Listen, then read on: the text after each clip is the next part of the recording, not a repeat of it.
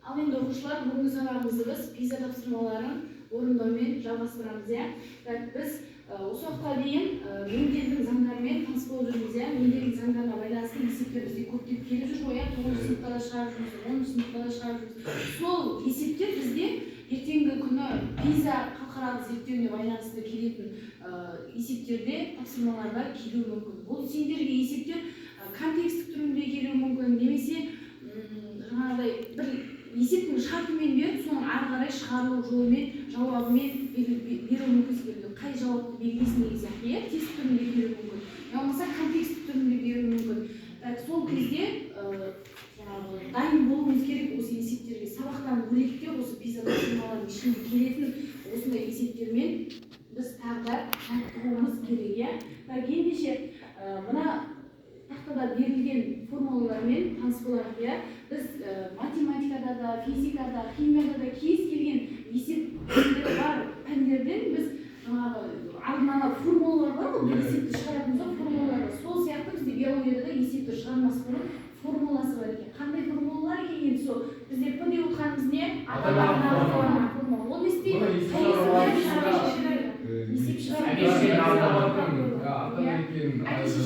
алдына П дегенді қоямыз. Сонда есептің шартында әкесі кім, шешесі кім деген сияқты білу үшін біз П деген белгіні қоюымыз керек. Одан кейін Г деп отқанымыз гаметалар, дұрыс айтады. Одан кейін X деп отқанымыз көбейту. Екі арасында қалатын көбейту. Екеуінің арасында қойылады. Ал А деп отқанымыз үлкен ал кішкентайы одан кейін бізде үшінші ұрпақтар екен, өте жақсы. Енді одан кейінгі біз осы жаңа өткен шартты белгілерді доминантты, рецессивті, фенотип, генотип дегеннің қысқаша анықтамасы сіздерге. Бұны білеміз, өтіп жүрміз. Енді осыған байланысты біз есеп шығарып көрейік. Сендерге біреуін тақтаға шығарып көрсетейін, сосын қалғанын сендерге қолдарына беретін боламыз, жеке жұмсайтынды. Бірінші есеп не дейді? Қызанақтың күміс түсі сары түстіден басым дейді. Қызыл гетерозиготалы мен сары түстен қандай ұрпақ күтуге болады дейді. Барлық генотип пен фенотипті сипаттап жазыңдар. Не деп аламыз сонда? Бірінші астында тоғы шығарылу. Қызыл түс үлкен А дейді. Сары түс кішкентай. Сары түс кішкентай А дейді. Сары түс мына қызыл түс. Енді қалай аламыз біз? Бізге не деп тұр ең бастысы? Гетерозиготалы деп тұр. Сонда біз қалай шығарамыз енді ары қарай? Үлкен А менен кішкентай Аны алып ары қарай шығарамыз. Көбейтеміз, дұрыс айтасың. Одан кейін ары қарай біз не түсіруіміз керек? Коммутация түсіруіміз керек. Екеуінен коммутация түседі. Өткен себебі гетерозиготалы. Енді мынадан үлкен А менен кішкентай Аны түсірді. Енді мынаны қалай апарамыз ұрпақтарына? Үлкен А менен үлкен Аны үлкен Аға апарамыз. Ал мынаны кішкентай Аға апарамыз.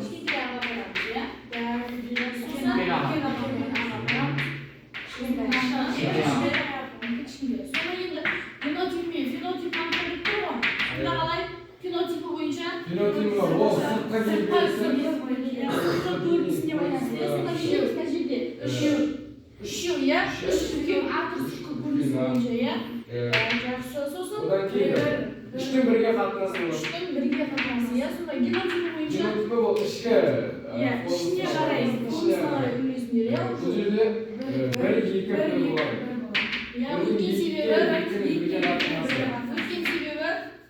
мынау бізде үлкен А болып тұрған біреу, мынау бізде екеу, мынау бізде біреу. Сол үшін генотип бойынша екінің бірге қатынасына теңейді. Өте жақсы балалар. Ендеше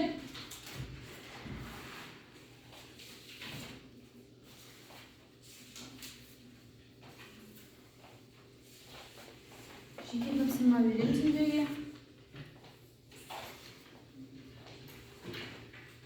Осы жеке тапсырмадағы есептерді шығарып көрейік. Адамда солақайлық басылым бірлігі. Оң қолды жақсы меңгеру басымдық.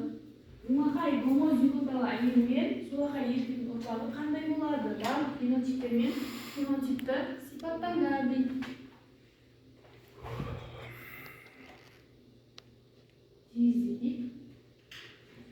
Болдың серік бол тақтаға шығарады.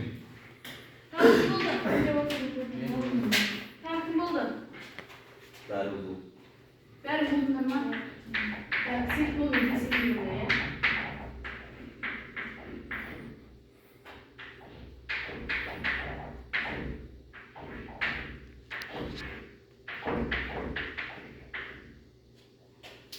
Ал дұрыс па?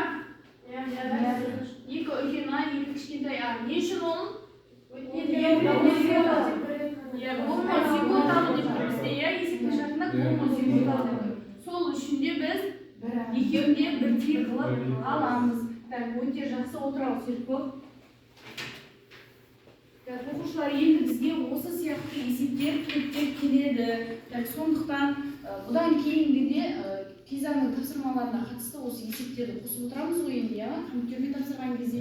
Сол кезде осы есептерге жақсы жаттығуымыз керек. Бұдан басқа да бізде мынандай да есептер бар ғой, білесіңдер ғой, ДНК молекуласының құрылысына байланысты, нуклеин қышқылдарының құрылысына байланысты, аденин, тимин, цитозин деген сияқты осылардың екінші комплементарлы екінші тізбегін тап деген сияқты, оның бәрін білеміз ғой, бірақ алдағы уақытта тағы сол есептерге бір шолу жасап өтеміз осы Пизаның тапсырмаларына қатысты, ендеше оқушылар бүгінгі Пиза тапсырмасына байланысты сабағымыз осымен аяқталды.